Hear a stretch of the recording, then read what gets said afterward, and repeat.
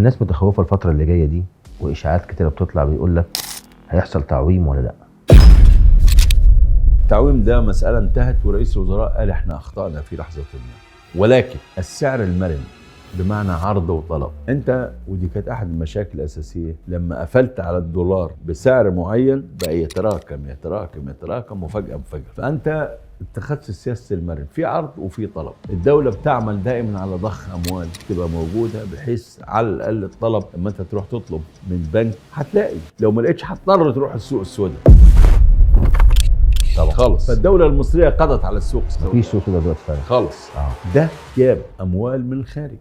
كان في فتره من الفترات نزل حاجتنا من الخارج الى اقل من 8 مليار دولار بعد ما كنا 32 مليار. النهارده احنا 26 مليار دولار، يعني بنزحف لفوق. يعني ثقه العامل المصري في الخارج رجعت تاني. يعني مفيش تعويم بالتاكيد.